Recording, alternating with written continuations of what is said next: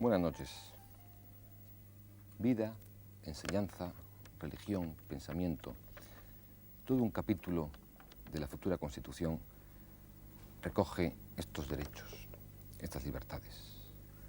Derechos y libertades que todos los ciudadanos españoles, en virtud de la Constitución le corresponde, han decidido a través de sus representantes parlamentarios plasmar en ese texto del que venimos hablando en estos diálogos sobre la Constitución, que va a enmarcar nuestra vida durante años. El derecho a la vida, el derecho a la integridad de la persona, el derecho a escoger la enseñanza de nuestros hijos, el derecho a la expresión libre de las opiniones, el derecho a la propiedad privada, el derecho al trabajo, el derecho a que los poderes públicos garanticen las libertades, etc., ocupan uno de los aspectos de la Constitución tal vez más apreciados por muchos ciudadanos. Y ellos han sido en buena medida quizá el quicio que ha hecho posible el gran acuerdo a que llegaron la mayor parte de los partidos políticos de nuestro país para de convivencia, para diseñar este cuadro conjuntamente. Y de ello vamos a hablar esta noche en estos diálogos sobre la Constitución. Vamos a hablar del derecho a la vida. El derecho a la vida es algo tan elemental y tan sencillo, y sin embargo tan poco reconocido a veces. Los derechos y libertades, tal vez podría pensar alguien que son algo demasiado novedoso en nuestra Constitución del año 78. Don Gregorio Pérez Barba, secretario general del Grupo Socialista en el Congreso, podría aclararnos eso. ¿Los derechos y libertades que recoge la Constitución son algo extemporáneo en nuestro país? Los derechos yo creo que forman parte de la esencia de una Constitución, es decir, que en su origen las Constituciones se hacen históricamente para proteger las libertades individuales en base al primero de los grandes principios que debe servir y que sirve una Constitución, que es el de la libertad. A través de la libertad los individuos se realizan en algunas de sus facetas, y después, con el transcurso de la historia y con la influencia de movimientos sociales que se incorporan al primer impulso, que es un impulso liberal, viene el segundo gran valor que intentan realizar los derechos fundamentales, que es el valor de igualdad, a través de los derechos económicos, sociales y culturales. Y por fin viene un tercer valor, que es el más actual de todos ellos, que es el de la fraternidad o el de la solidaridad, para corregir determinados defectos de la sociedad. También los realizan los derechos fundamentales, y en nuestra Constitución, por ser una Constitución muy moderna, están las tres tradiciones: la de la libertad individual a través de los derechos individuales, la de la igualdad y la de la solidaridad. ¿Y eso es algo, pregunto, nuevo en las constituciones españolas, o es algo que ha venido siendo constante en los textos constitucionales que hubo en el siglo pasado? No, el primero, la protección de la libertad individual, es tradicional en las constituciones españolas del siglo XIX. El valor de la igualdad es precisamente nuestra Constitución de 1931 de las primeras que lo recogen, y el de la solidaridad, donde, por poner algún ejemplo concreto, se recoge el tema del medio ambiente, del aire limpio, el tema de la protección al consumidor, etcétera. Ese sí que es nuestra Constitución bastante innovadora. Somos unos pioneros, junto con la portuguesa.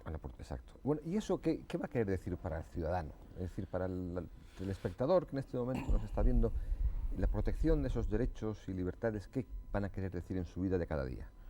Bueno, en primer lugar, en cuanto a la libertad, va a suponer un ámbito en el que nadie va a poder entrar. Un ámbito en el cual el ciudadano va a poder reunirse, va a poder asociarse, va a tener una protección en materia de tribunales de justicia, va a tener la posibilidad de hacer peticiones, la posibilidad de expresarse, la de ejercer su libertad religiosa.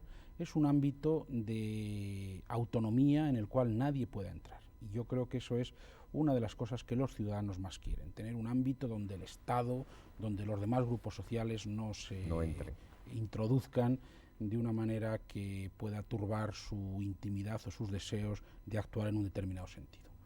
El derecho de igualdad ya supone, o los derechos de igualdad, los derechos en relación con el trabajo, en relación con la organización del trabajo, con la seguridad, con la huelga, etcétera. La no discriminación. Suponen, todos estos derechos, sí, la no discriminación, suponen una intervención positiva del Estado, que eso es lo que los derechos más liberales no producían. El ciudadano ya le pide cosas al Estado, le pide que organice la seguridad social, le pide que organice el trabajo de una manera adecuada, etcétera. Y pues surge como exigencia del desarrollo de la moderna sociedad industrial.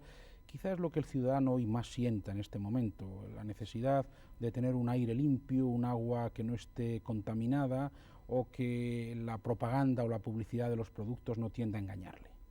Se refería usted al nivel de la solidaridad. Eso el tercer nivel, la solidaridad, o lo que llamaban los viejos liberales franceses la fraternidad. La fraternidad. Y la solidaridad es algo, además, supongo yo, especialmente necesario en una constitución que muchos tipifican o catalogan o denominan como la constitución de las autonomías, ¿no?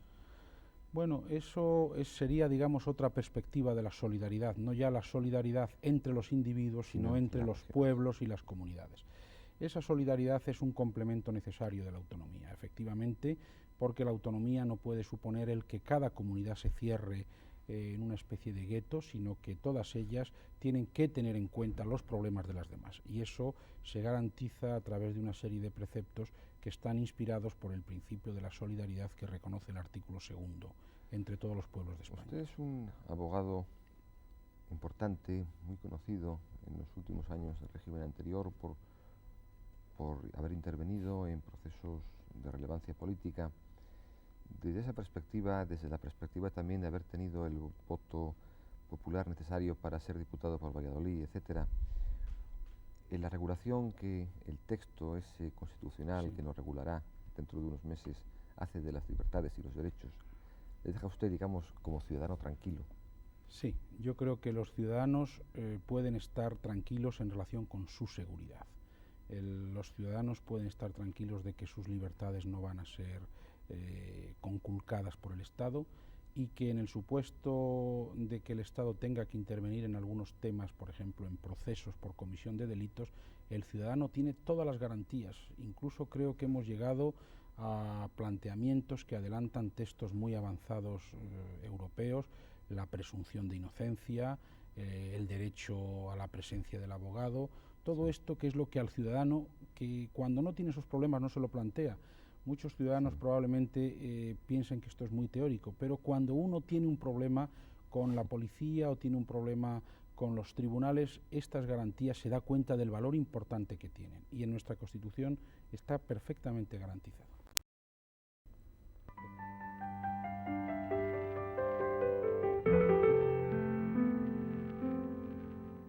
Me decía hace un momento Carmela García Moreno. Carmela García Moreno no es parlamentaria, pero es miembro del comité ejecutivo de UCD. Me decía hace un momento, decía que para ella uno de los capítulos de la Constitución más felices, humanamente hablando, era este de los derechos y libertades de los que hoy tratamos en esta serie, en estos diálogos sobre la Constitución. ¿Eso es así, doña Carmela? Evidentemente es así. ¿Y por qué? Yo he seguido muy de cerca la Constitución en todos sus títulos, en todos los aspectos que toca, que todos son por supuesto fundamentales, pero quizá emotivamente y por la propia vivencia personal ha sido el capítulo que más de cerca, yo y todos mis amigos y los vecinos, la gente de la calle, creo que ha seguido con mayor interés. Y es por algo bien sencillo, pienso, es simplemente porque en él se refleja ese día a día del ciudadano, esa hora a hora del ciudadano y esos pequeños problemas que afectan algo tan importante como puede ser la propia realización de la persona, el propio desarrollo de su individualidad, en definitiva, el que tenga el pilar básico de la libertad para poder desarrollarse. Yo supongo que para usted sería o será especialmente grato ese artículo en el que se dice que no caben discriminaciones entre los ciudadanos por razones del sexo, ni de la edad, ni de la raza, ni de la religión. Bueno, creo que es el principio mínimo básico de un Estado de Derecho. Si en la Constitución no se parte de que todos los ciudadanos son iguales, sin hacer discriminación por razón de sexo, de edad, de religión o de otra circunstancia, estaríamos yendo contra ese requisito indispensable, que es que todos los ciudadanos, independientemente de cualquier matiz, sean iguales ante la ley. Pero este principio, que es algo básico dentro de la Constitución y dentro de la propia sociedad, no es algo que realmente quede determinado aquí en la propia Constitución. Si este principio, si este artículo, si estas ideas después no se desarrollan en la misma letra de la ley ordinaria, si después la propia sociedad no sabe aceptar las consecuencias y los nuevos comportamientos sociales que se pueden derivar de la aplicación de este principio, no habremos resuelto nada. Como principio partimos de él. No nos conformamos con que solo sea este principio en la letra de la Constitución y tenemos que ir mucho más allá en lo que es la igualación normativa de acuerdo con este principio y en lo que es que la sociedad, nuestros amigos, nuestros vecinos, nuestros pueblos, nuestras ciudades sepan aceptarlo realmente. Y la sociedad, el conjunto de vecinos, de porteros, de amas de casa, de todo el mundo que nos rodea, ¿cómo puede ir en ese sentido? ¿Cómo puede cambiar de mentalidad? Porque la verdad es que venimos de un régimen político en el que estos temas no eran vitales y bueno, creo que el hecho de estar en uno de los primeros capítulos del texto constitucional, de los derechos y libertades, quiere decir que para un Estado democrático como es el nuestro de nuestros días es fundamental. ¿Cómo la sociedad puede ir en esa dirección? ¿Hace falta que los gobiernos, que el gobierno la impulse? ¿Qué hace falta? Bueno, creo que como primer paso la sociedad ya dio su respuesta, ya dijo lo que quería. El 15 de junio la sociedad votó por un cambio en profundidad, por una democracia, por consolidar un nuevo Estado en el cual estos principios de libertades, estos nuevos modos de comportamiento pudieran consolidarse y decantarse. Y en definitiva ya su vocación y su deseo está ahí explicitado el 15 de junio. Pero la tarea tampoco se termina aquí por parte de los gobiernos, por parte de los partidos, por parte de las fuerzas sindicales. Pues mira, esto mismo que estáis haciendo vosotros ahora, esto mismo de informar a los ciudadanos en qué consiste la propia Constitución, en ir mentalizando de que no se termina con la pura declaración de los artículos o de los principios, el ir diciendo que esto hay que completarlo con una serie de normas, que hay que ir mentalizando para que se sepan aceptar estos nuevos comportamientos, estas nuevas actitudes, es algo difícil, es tarea de meses, yo diría que de años, pero que en definitiva es lo que va a consolidar la democracia, porque la democracia yo creo que es en definitiva y salvando cualquier cuestión de definición estrictamente política, una nueva forma de vida, un nuevo estilo de resolver los problemas y un nuevo estilo de comunicación. Creo que esto es básico, el poder comunicarse con los ciudadanos, ya sea a través de las normas, ya sea a través de los gobiernos, de los partidos, de los sindicatos, de los movimientos ciudadanos, de cualquier organización civil. Entonces, la libertad de expresión, ese otro derecho, será para usted también muy importante. Pues bueno, va totalmente ligado con esto. La libertad de expresión no solo en cuanto se pueda expresar ideas o se pueda crear o se pueda escribir o se pueda en cualquier obra expresar un pensamiento, una idea, una creación, sino justamente en la correlación de la comunicación. El ciudadano no solamente tiene derecho a poder expresar algo, sino que tiene el derecho más, para mí más importante en una democracia, de recibir información y de recibir la comunicación para enterarse de lo que están haciendo los demás. Creo que la democracia, este nuevo sistema que queremos todos los españoles, o por lo menos la mayoría, podrá consolidarse en nuestro país cuando ese proceso de comunicación, tanto sea a nivel de gobierno, ciudadanos, como de partidos, militantes, como de medios de comunicación, electores, cuando este proceso de comunicación realmente se produzca normalmente, sin dificultades, sin problemas, como la cosa más natural del mundo, en el que todos nos sepamos respetar sin herir a nadie, entonces en ese momento habremos conseguido lo que en definitiva la mayoría del pueblo español votó el 15 de junio. Pero ¿y ese derecho no está en alguna medida contrapuesto con otro? El derecho a la intimidad que cada persona tiene, el derecho al honor en algunos casos, es decir, hay veces que bueno, la libertad de expresión puede ir en perjuicio de determinadas personas que son los protagonistas de esas noticias. Bueno, sus hijos pueden recibir males profundos. Bueno, en la Constitución ya hay un apartado que refleja que la libertad de expresión, entendida como máxima libertad, tendrá que tener las limitaciones sin que exista la censura, y esto es una diferencia básica con el régimen anterior, justamente en el honor de las personas, en los jóvenes, en los niños, pero únicamente por vía judicial. únicamente por vía judicial. Aquí está el quid de la cuestión. No puede haber secuestros, la censura no puede actuar antes y únicamente mediante una denuncia ante el juez, el Poder Judicial como poder independiente será el que pueda decidir o el que pueda decir si de verdad ha habido o no en fin, un poco herir a un ciudadano, una transgresión de algún principio. Ahora también esto plantea otro tema importante, me parece, que es el de la agilización de los trámites en ese Poder Judicial, ¿no? Es decir, claro, si cualquier medio, a través de cualquier medio de información, de comunicación, se hiere el honor de una persona, bueno, los trámites para sustanciar, para resolver, digamos, ese problema a esa persona suelen durar, como todos los pleitos, mucho tiempo. Haría falta algo más ágil, ¿no? Bueno, esto entra dentro de lo que hablábamos al principio de que la pura declaración de los principios en la Constitución no termina ahí, que debe completarse con una serie de medidas. Y yo pienso que una ley antilibelo es algo que tiene que darse rápidamente y que hay que empezar a distinguir lo que es realmente la pura libertad de expresión sin que esta libertad de expresión pueda restringir la propia intimidad de la persona de una forma real y efectiva.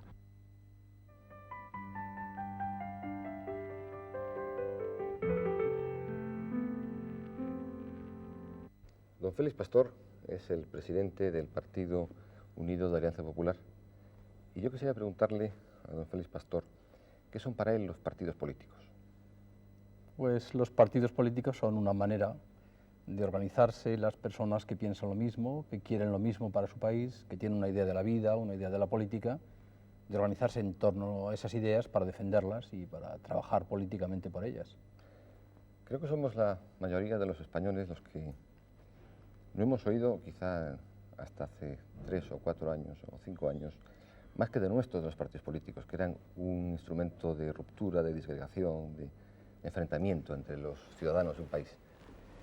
Pues es lo contrario, es decir, la manera de que un país no se rompa es que todos aquellos que piensan lo mismo estén defendiendo esas ideas juntos. La mejor manera de dar estabilidad a la política de un país es que la gente participe en la política y participe con los partidos. Si le parece, nos sentamos. Don Félix, ¿y en ese esquema de partidos, pocos o muchos? Los suficientes, es decir, precisamente las ideas no permiten precisamente un exceso de posibilidades de organización, es decir, hay que buscar las ideas fundamentales y en torno a esas ideas fundamentales organizar los partidos. Hay modos de entender la vida distintos, pero no modos infinitos de entender la vida, hay variantes limitadas. Estas variantes limitadas son las que deben, en principio, determinar cuáles son los partidos políticos. Perdone que le haga una pregunta de carácter personal. ¿Usted cuándo se afilió por primera vez a un partido? Pues yo en realidad empecé a trabajar en la preparación de un partido.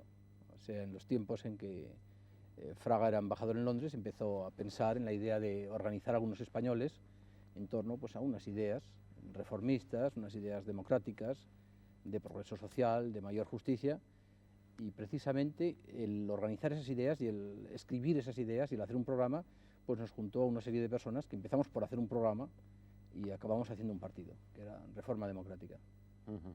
Esto era a principios del año 74. La época de los prepartidos. En la época de los prepartidos. En que la clase política del país entonces discutía sobre la posibilidad de engarzar en aquel conjunto de leyes fundamentales las asociaciones dentro del movimiento. Pues yo creo que el tema de las asociaciones iba por otro camino, porque las asociaciones intentaban montar la vida política en torno pues, a una sola manera de concebir la vida, que era la manera de concebir la vida que tenía el movimiento nacional. Y precisamente los partidos se inspiran en la pluralidad, y así lo dice la Constitución. Y el pluralismo político da lugar a un pluralismo de partidos. Lo que no tiene sentido es que con una unidad en las ideas exista un pluralismo de partidos. Evidentemente.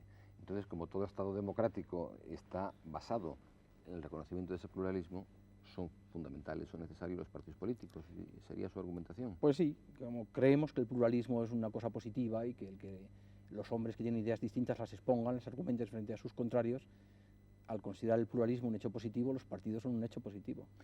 ¿Es más para usted un hecho positivo el pluralismo o una realidad meramente? Yo creo que es una necesidad social. Es decir, la única manera de que la sociedad progrese es que personas con ideas distintas pues las hagan valer y las contrasten con las ideas de otras personas, de otros conciudadanos. El pluralismo es bueno. Y esas organizaciones de la sociedad, que se llaman partidos políticos, ¿dónde se ponen de acuerdo? ¿Dónde se encuentran? ¿Cómo Pues, dialogan? Se encuentran en la vida social en general y se encuentran en el Parlamento. Es decir, la labor de partido no es una labor solo parlamentaria. Para hacer política en España en estos momentos no hace falta ser diputado. Los diputados hacen política, evidentemente hacen política en el Parlamento, pero precisamente los partidos permiten a todos los ciudadanos hacer política.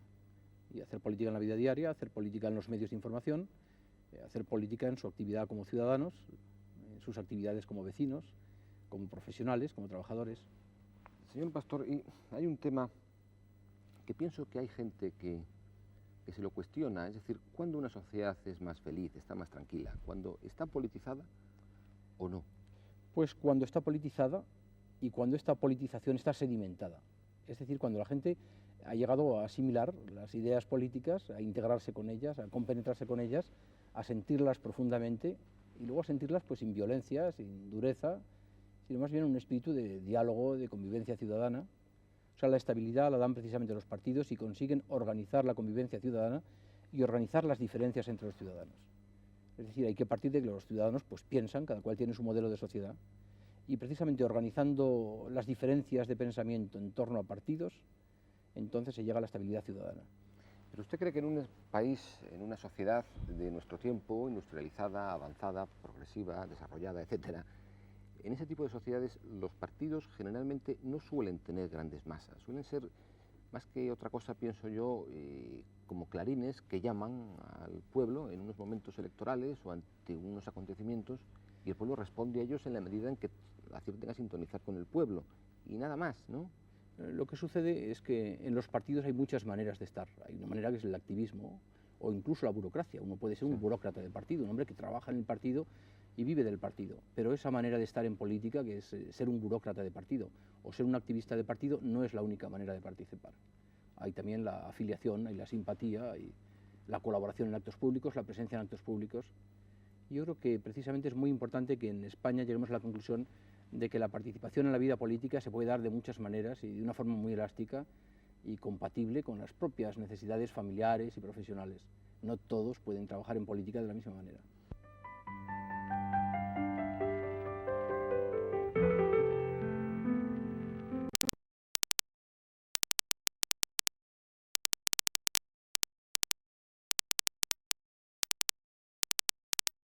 Y a él quería preguntarle si el hecho de reconocer la Constitución, los derechos del cierre patronal o de la huelga, va a significar, como puede que alguien tema, que todos los días vamos a tener cierres patronales y huelga. No, no, en absoluto.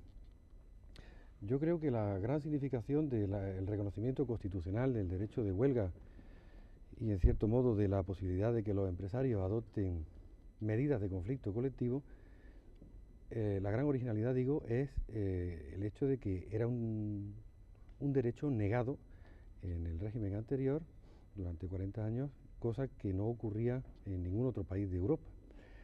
Sin embargo, el ejercicio de ese derecho normalmente se va a realizar a través de las centrales sindicales, y las centrales sindicales saben muy bien, porque tienen por la cuenta que les trae un gran sentido de la responsabilidad, cómo utilizar ese arma que la Constitución les concede. Hay muchas veces que la utilización indiscriminada de la huelga, por ejemplo, hace que la huelga se pierda su propia eficacia.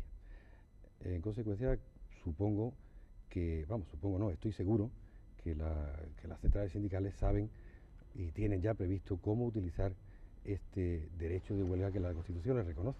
Pero hay una realidad, señor Vida, que creo que es innegable, y es en muchas ocasiones, ante muchas negociaciones colectivas, etcétera, muchas veces empiezan por una huelga precisamente. Bueno, quizás sea un mal hábito, quizás sea el no haber tenido ese arma como última arma a utilizar en las negociaciones, pero de hecho tenemos cantidad de ejemplos todos los días en los periódicos de que cualquier negociación empieza de entrada por una huelga, a la cual se suele responder o no con un cierre patronal. ¿Eso es lógico o es una secuela de...? Bueno, yo creo que eso es una verdad en cierto modo. Puede haber ocurrido en un momento determinado, que ahora ya no podremos decir que está en plena vigencia, que sí, que haya habido brotes violentos, brotes espontáneos, digamos, o más o menos incontrolados de huelgas. Pero lo que pasa es que la noticia que sale en el periódico es la de la huelga, no la del mes y medio anterior, en donde ha habido un forcejeo o simplemente la situación anterior de la clase trabajadora en una determinada empresa o en un determinado sector, en donde ha estado sometida, digamos, a una serie de condiciones que ha intentado sobrepasar, que ha intentado superar, que no ha podido. Entonces, repito, lo que aparece al final en la noticia de la huelga, pero lo que se queda dentro, que no, como no noticiable, es todo un proceso de incubación que prácticamente siempre se da.